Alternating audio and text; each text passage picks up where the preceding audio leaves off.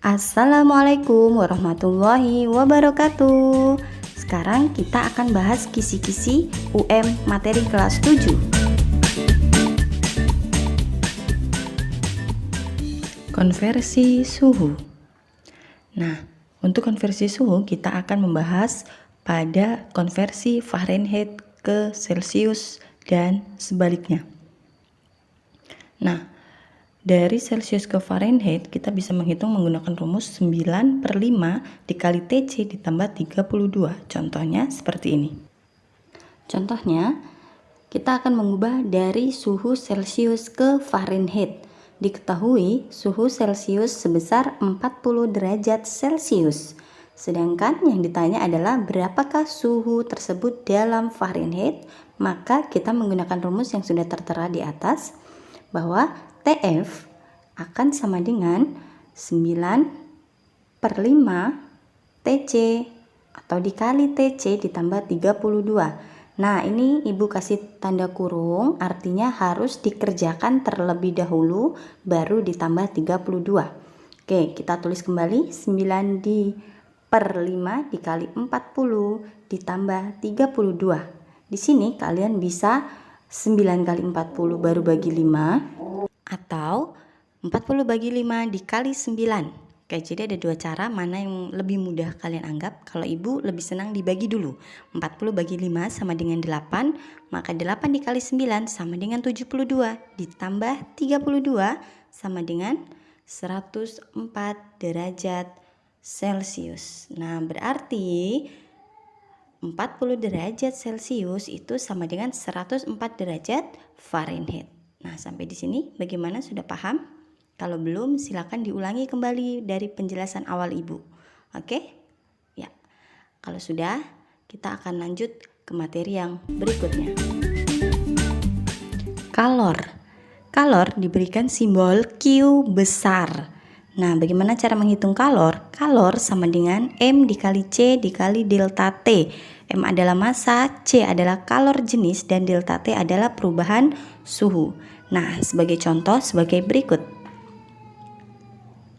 Berapakah kalor yang diperlukan untuk memanaskan 2 kg air yang suhunya 20 derajat Celcius menjadi 70 derajat Celcius jika kalor jenis air 4200 Joule per kilogram derajat Celcius? Kita lihat di sini bahwa ada massa 2 kg, suhu awalnya adalah 20 derajat Celcius dan suhu akhirnya adalah 70 derajat Celcius.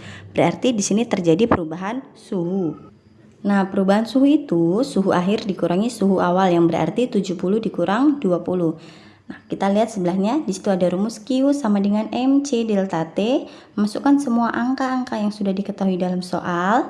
Silahkan, berarti boleh dikalikan dulu, kemudian dikalikan dengan yang di dalam kurung.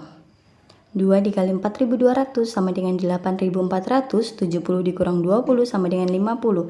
Dikalikan mendapatkan hasil 420.000 Joule atau 420 kilojoule. Oke, nanti kalau kalian ketemu soal yang menanyakan kalor jenis, berarti rumusnya kita ubah saja. C sama dengan Q per M dikali delta T. Selanjutnya adalah perpindahan kalor. Nah, jadi kalor itu dapat berpindah. Di sini ada 3 cara perpindahan kalor. Yang pertama ada konveksi, konduksi, dan radiasi.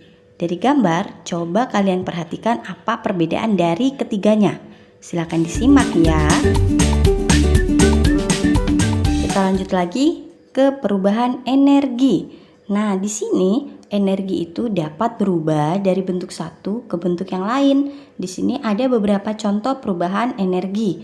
Video ini bisa kalian stop untuk melihat apa saja perubahan energi itu ya. Kisi-kisi selanjutnya adalah tentang ciri-ciri makhluk hidup. Ada 10 ciri-ciri makhluk hidup, yaitu diantaranya ada bernafas, bergerak, membutuhkan makan, tumbuh dan berkembang, serta masih ada 6 lainnya. Simak. Yuk kita lanjut masuk ke materi tumbuhan dikotil dan monokotil.